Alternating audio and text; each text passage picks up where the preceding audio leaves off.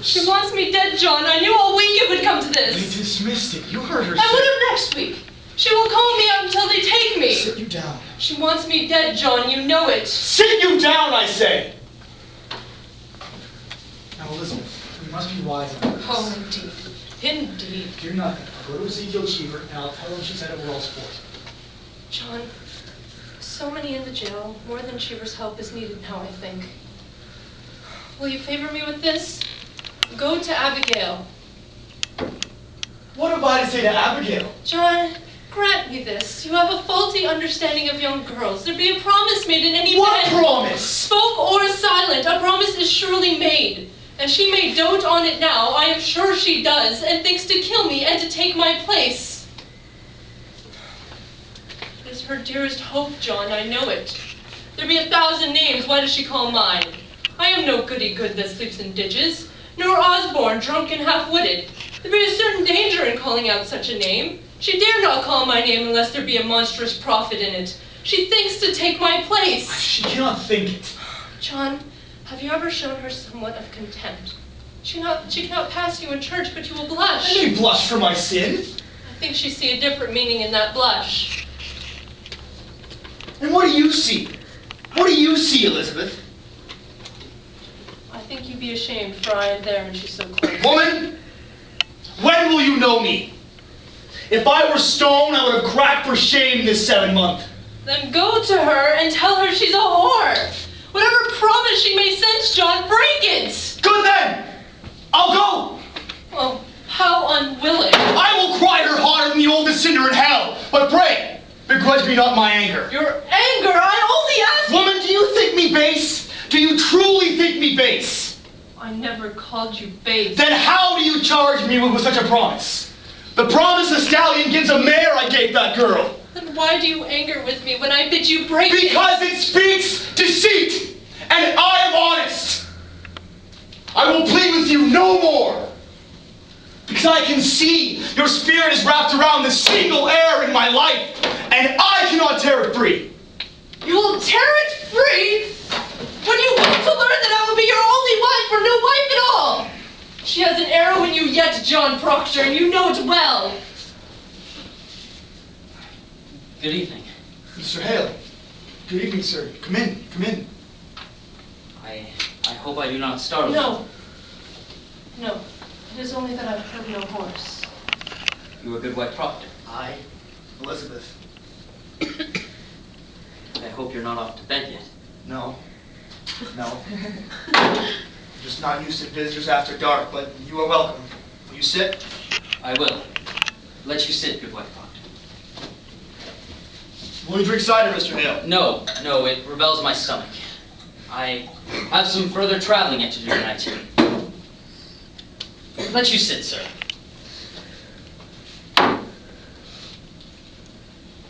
I will not keep you long, but I have some business with you. Business of the court. No, I come of my own, without the court's authority. Hear me. I know not if you're aware, but your wife's name is mentioned in the court. We know of it. Our Mary Warden has told us. We are entirely amazed. I am a stranger here, as you know, and in my ignorance, I find it hard to draw a clear opinion of those who come accused before the court. And so this afternoon, and now tonight, I go from house to house. I come now from Rebecca Nurse's house. Rebecca's charge? God forbid such a one be charged. She is, however, mentioned somewhat. You will never believe, I hope, that Rebecca has trafficked with the devil. Woman, it is possible. Surely you cannot think so. This is a strange time, mister. No man may longer doubt the powers of the dark are gathered in monstrous attack upon this village. There's too much evidence now tonight. You will agree, sir?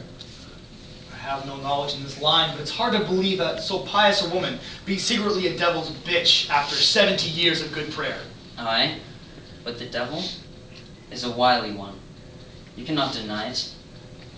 However, she is far from accused, and I know she will not be. I have thought, sir, to put some questions as to the Christian character of this house, if you'll permit me. You have no fear of questions, sir. Good then. In the book of record in which Mr. Paris keeps, I note that you are rarely in church on Sabbath day. No, sir, you're mistaken. 26th time in 17th month, sir. I must call that rare. Will you tell me why you are so absent? Mr. Hale, I never knew I must account to that man if I come to church or stay at home. My wife was sick this winter. So I'm told. But why could you not come alone? I surely did what I could. And when I couldn't, I prayed in this house. Mr. Proctor, your house is not a church. Your theology must tell you that. It does, sir. It does. It also tells me that a minister may pray to God without having golden candlesticks upon the altar. What golden candlesticks? When we built the church, there were pewter candlesticks upon the altar. Francis Nurse made them, and no sweeter hand has ever touched the metal. But then Paris come, and for 20 weeks he preached nothing but golden candlesticks until he had them. No, sir. I labor the fields from dawn of day to blink of night, and when I look up to heaven and see my money glaring at his elbows, it hurt my prayer, sir. It hurt my prayer. I think sometimes he dreams of cathedrals instead of clapboard meeting houses. Yeah, but still, a Christian on Sabbath day must still be in church. Tell me, you have 3 children? Aye, boys. How comes that 2 are only baptized? I like it not that Mr. Paris touched my child. I see no light of God in that man. I'll not conceal it. I must say, Mr. Proctor, the man's ordained, therefore the light of God is in him. What is your suspicion, Mr. Hale? No, I have. I nailed the roof upon that church. I hung the door. Oh, did you? Well, that's a good sign. It may be I've been too quick to bring the man to book, but you cannot believe that we desire the destruction of religion. That is in your mind, is it not? I have, sir. There is a softness in your records, sir. Softness. I think maybe we have been too hard with Mr. Paris. I think so. But sure, we've never loved the devil here.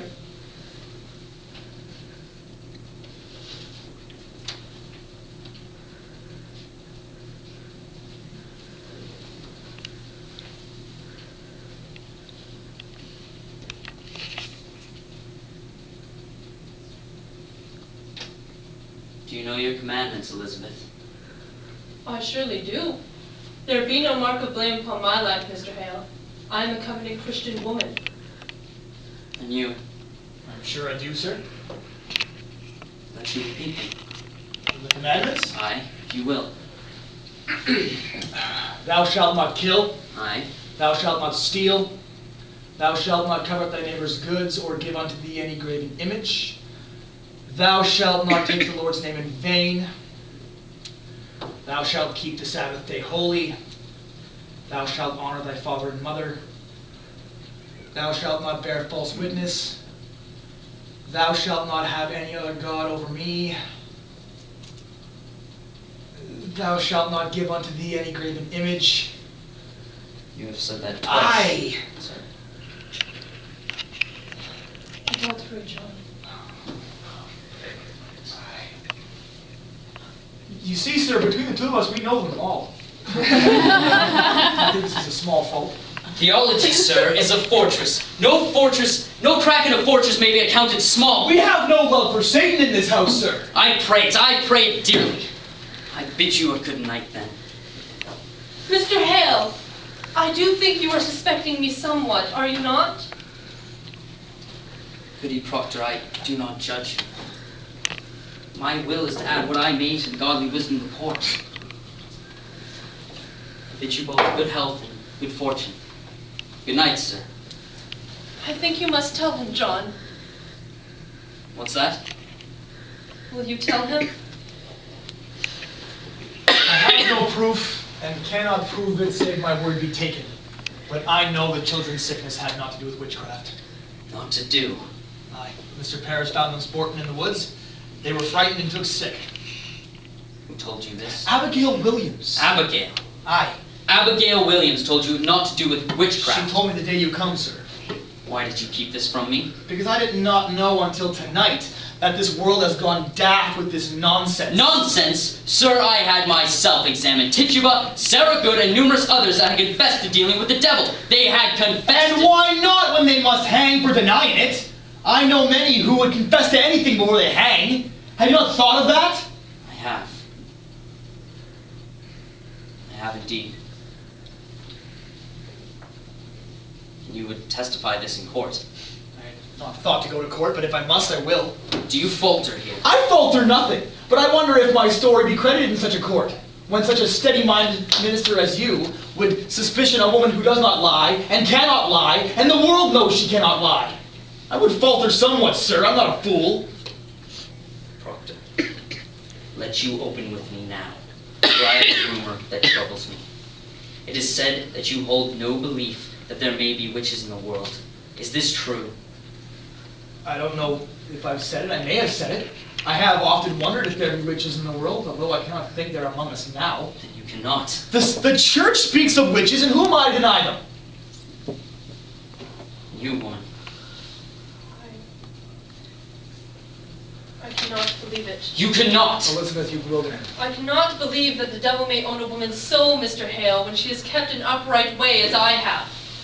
I am a good woman. I know it. And if you think I can only do good work in the world and yet be secretly bound to Satan, then I tell you, sir, I cannot believe it. Woman, you do believe there are If you witches. say I am one, then I say there are none. You certainly do not fly against the gospel. The gospel! She believes in the gospel, sir, every word. Question Abigail Williams of the gospel, not myself. She does not mean to doubt the gospel, sir. You cannot think it. This is a Christian house. A Christian house.